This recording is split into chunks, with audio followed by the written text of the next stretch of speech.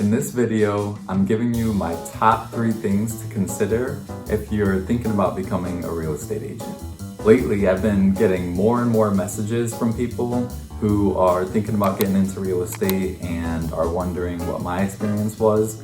So I decided this would be a good video to make for you. The first thing to consider if you're thinking about becoming a real estate agent is that it can take a while to make your first check. Being a real estate agent means that you're an independent contractor and you only make money when you close a deal. When you're first getting started as a real estate agent, you might not necessarily have business or relationships that will lead to business. So first you'll have to do that. You'll have to build that foundation, and that takes time.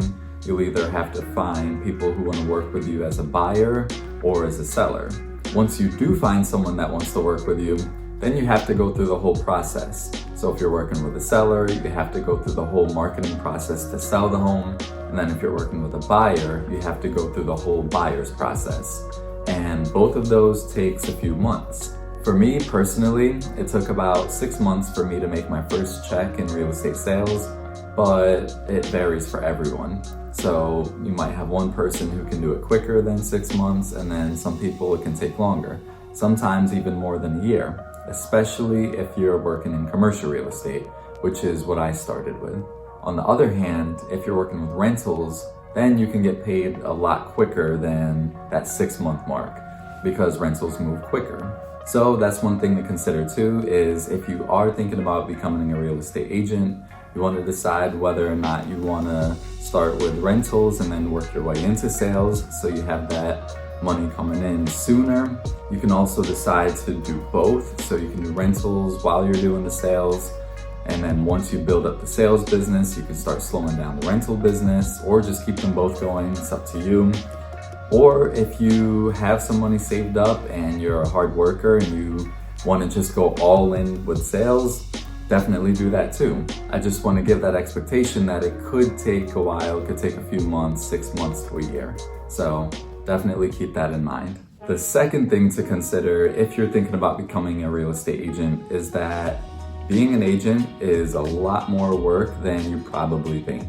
A lot of the TV shows right now, they make it seem easy. Of course, they have the dramatic aspect to it, but what they really show is, here I have this nice listing and all I have to do is throw an open house or just sit back and let people call me who are interested. I show them and then we make a deal.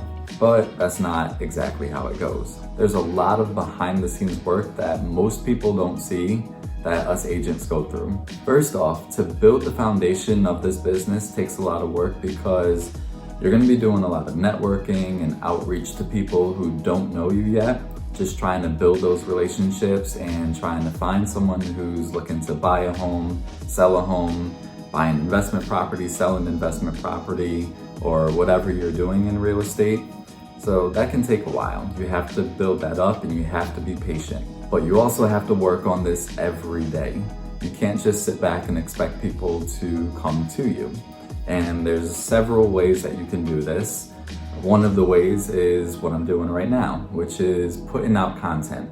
You want to put out videos, you want to post on Instagram, Facebook, YouTube, any social media channel that can get your name out there and just let everyone know that you're a real estate agent. You also want to reach out to your personal sphere and let them know as well what you're doing, because you never know. Even if your friend who you went to high school with doesn't want to buy a home with you or is not looking to, they might know someone that they could refer to you. So it's important to get your name out there and let everyone know what you're doing. But then once you have your business going and you're actually doing deals, there's a lot of work that goes into getting them to the finish line. You've got paperwork that you have to do, you've got inspections that you have to attend, appraisals. There's a lot of coordination that goes into this. So you'll be working with the buyer or seller's attorney, the appraiser, the inspector, and anyone else who is involved in the deal. In addition, there's a lot of emotion that comes into play when it comes to buying and selling real estate. You'll most likely be on the phone or in meetings a lot with your buyers and sellers, just being encouraging to them, walking them through the process, educating them, and being empathetic. just listening to them and helping them along the way, because most likely this is someone's biggest investment. And of course, you're gonna have emotions that come into play with that. So you have to be able to manage that.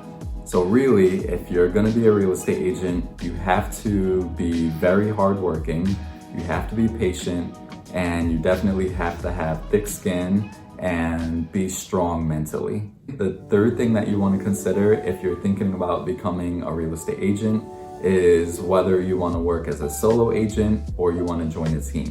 There's definitely pros and cons for both of them. If you decide to work as a solo agent, you'll most likely get paid a bigger chunk of your commissions because you won't have a team to split it with.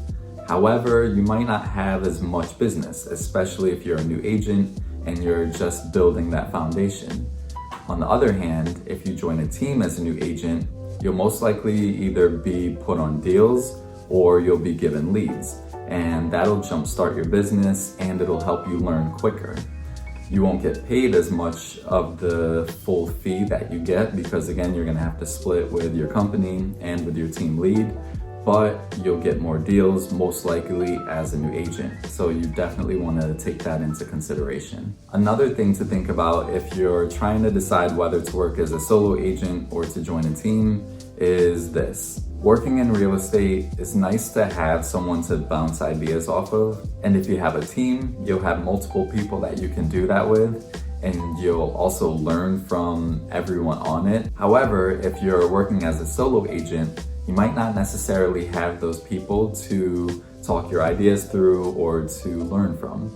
You might have a sales manager that you can sit down and speak with and call every once in a while, but it's not the same as having a team of people that you can talk your ideas through and just also help you with your business. So that is definitely one thing that you want to consider. Now, I'm not saying all of this to discourage you from becoming a real estate agent. I just want to set that expectation that it might not be what you think it is. There's a lot more work that goes into it, and it could take a while to build your business. But once you do, it is definitely a good feeling, and it's a rewarding business because it feels so good when you close deals for your clients and they're happy and they're excited to move into their new homes. And it feels good when you help a first-time investor buy their first investment property, and just to close deals. Like, it's a good feeling, especially if you're a competitive person like I am. It feels really good when you're closing these. Also, the financial aspect of the business, of course, is good.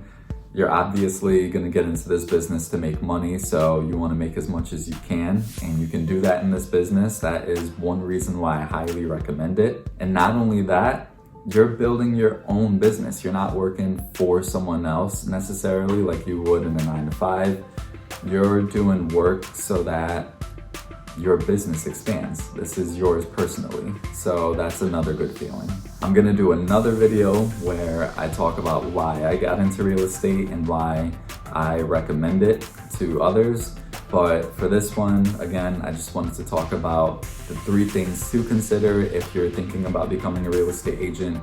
If you have any questions about it, please feel free to reach out to me. All my contact information is below.